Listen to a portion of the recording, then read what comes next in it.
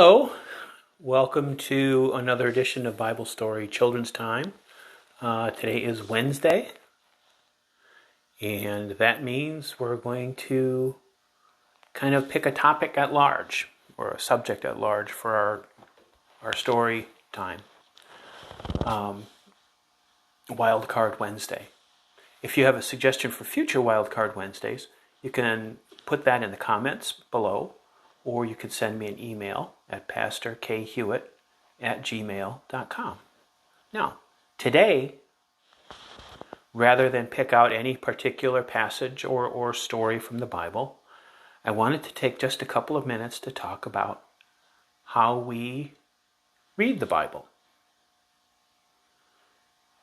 And you might be thinking to yourself, well, that's really kind of a dumb question, because we read the Bible by taking the book off the shelf and reading the words, or looking at it on our tablet, if you're in the 21st century. But do you really understand what you're reading? So maybe what we're actually looking at or talking about is how to get a better understanding of what you're reading. For instance, if you picked out a book off the library shelves, you picked out a book of quantum mechanics, and you just started reading it. If you're like me anyway, chances are you would get partway into that and you'd be reading the words. You could read the individual words, but you might not quite understand what they're saying, what they're getting at when you put them all together. And sometimes that can happen when we're looking at the Bible, because we're looking at a collection of English, in our case, English words that we can string together into sentences that are English sentences, properly constructed and all that. But when you read them, you're thinking, okay, I know what I just read, but I don't quite get what it means.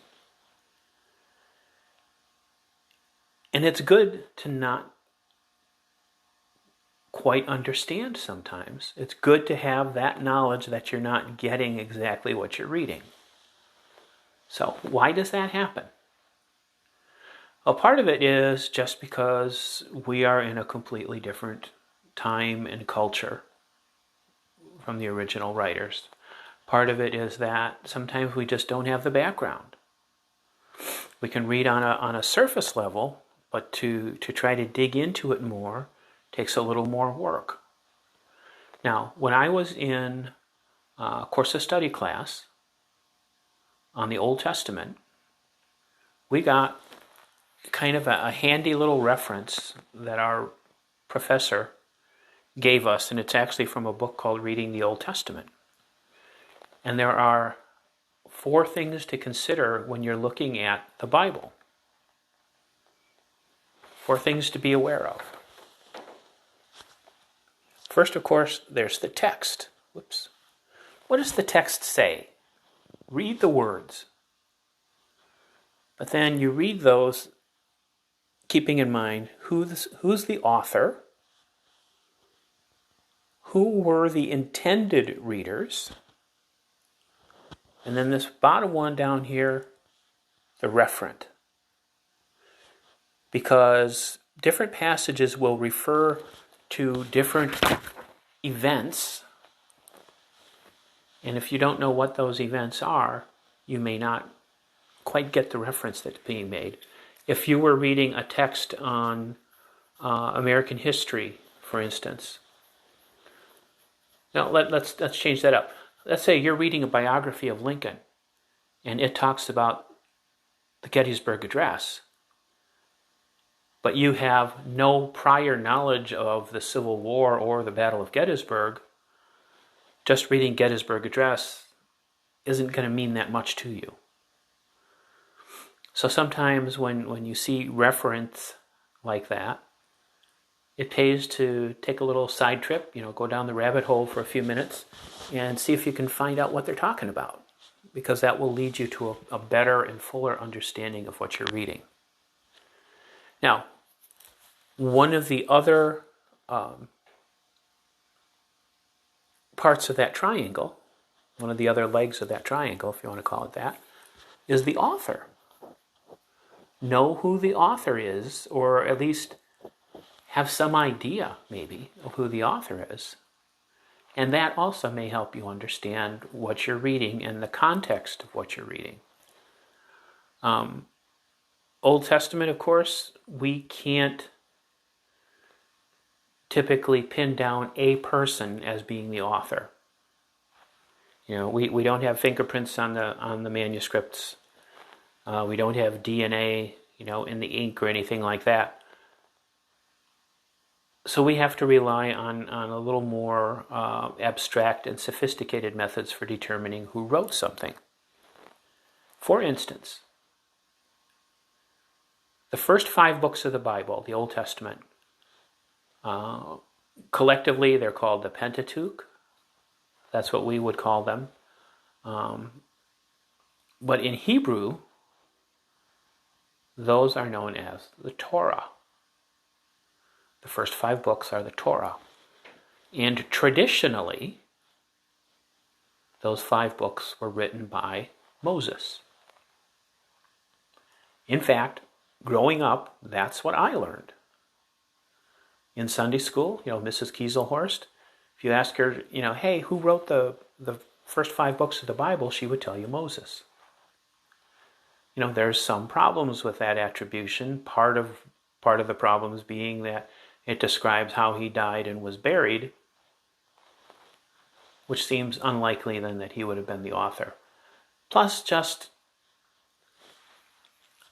scientifically speaking, there are some gaps in that theory, or in that idea. And that was discovered around the 1700s or so. Up till that time, it was generally accepted, tradition was generally accepted that Moses had been the author of Torah, the Torah, or the Pentateuch, the first 5 books. And then biblical scholars actually started taking a look. They got the original, or the earliest at least, manuscripts of these, and they started looking at the language that was used and the way sentences were constructed and the vocabulary that was used. And they started to get the uneasy feeling that maybe one guy hadn't actually written all of 5 of these books. And if you, to help you understand how they could do that, if you think about, if you're reading a book that was partially written by Tom Clancy and partially written by Agatha Christie, you would be able to tell, reading that the same author hadn't written the whole thing. You'd be able to look at the way the language is used and say, well, you know what? This is not something Tom Clancy would have written. It sounds more like Agatha Christie. And that's what scholars did when they were looking back at the first 5 books. And they developed over time something called the documentary hypothesis. And that was that there were actually 4 or 5 sources, written sources, for the Torah. And then those later got edited together to form what we see today as a more or less continuous manuscript. And depending upon which source was writing which, you see the differences in the manuscript. You see the differences in the way the story is told, even what story is being told. And in some cases, you can even kind of get a glimmer of why they're telling it. Now, there are, as I said, basically 4 sources. I'll get to the 5th one in just a minute. But there was what's called the Yahwist source the Elohist source, the Deuteronomic source, and the priestly source. Besides being different groups or different authors, or at least different groups of authors maybe, these were also spread out over time. The Yahwist, the books, or the parts of the manuscripts that were written from the Yahwist source or by the Yahwist source are from the 900s BC, so almost 3,000 years ago. The Elohist source, about 100 to 200 years after that, so 7 to 800s BC. The Deuteronomic source around 600 BC, and then priestly source 500 to 400 BC. So starting to get, in terms of time, relatively close to the time of Jesus. Still 4 centuries earlier, but getting closer. Now, what do we know about these different sources, besides the names? Yahwist gets their name from the fact that they use the term Yahweh when they're referring to God.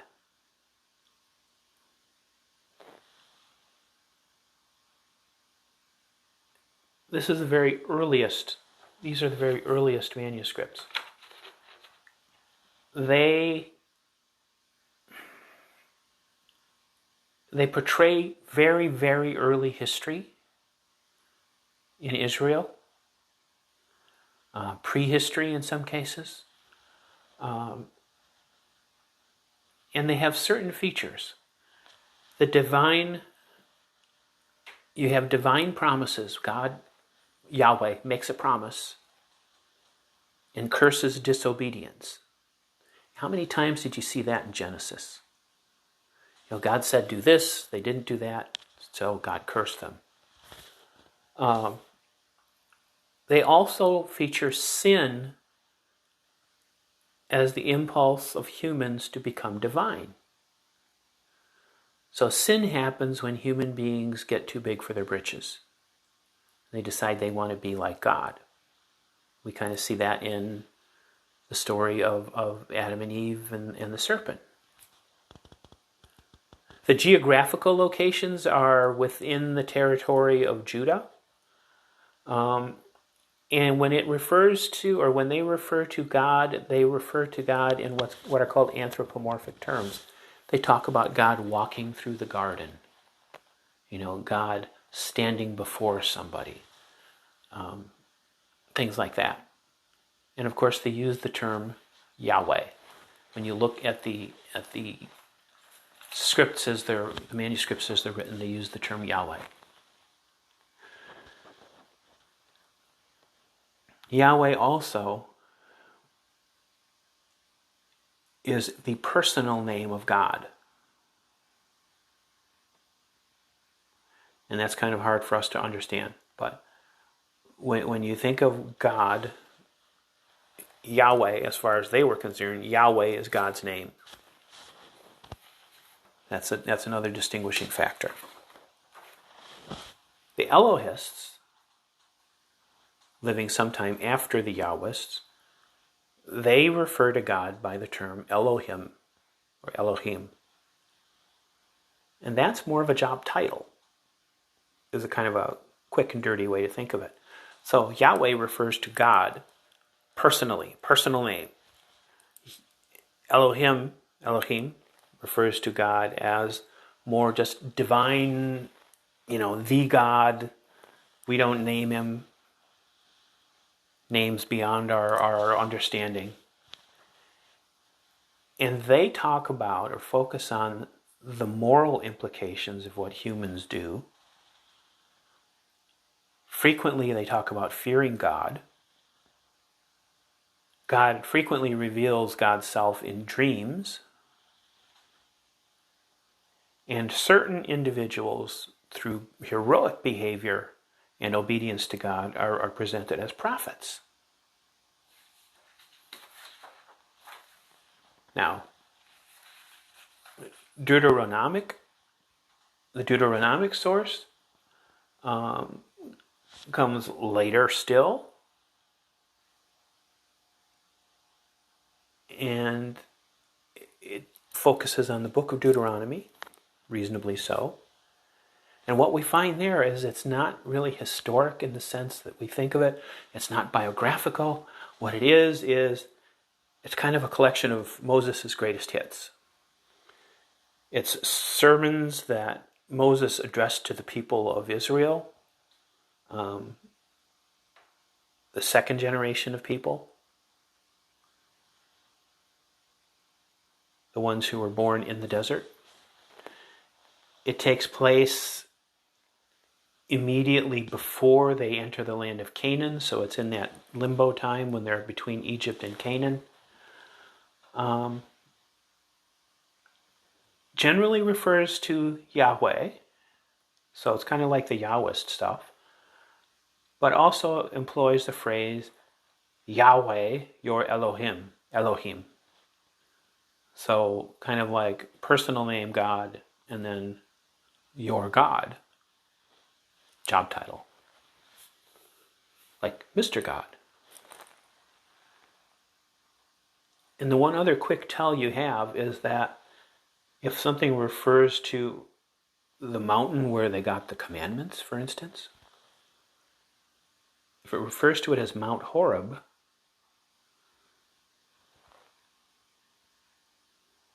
it marks it as Deuteronomic or as Elohist. Yahwist refers to it as Mount Sinai. Yeah, I didn't make that very clear, but we'll hit on it again when the time comes. And then there's the priestly source, which is around 500 BC, and this is after the Israelites had been freed from captivity in Babylon. They've come back to Jerusalem, and their culture is just kind of reeling, suffering from PTSD. And the priestly source is sort of putting things together and trying to reconstruct their religion and their culture. And the things that stand out there is divine blessing is shown by population growth. If somebody is fruitful and multiplying, then that means they're recipients of God's blessing. Covenants are stages in our relationship with God.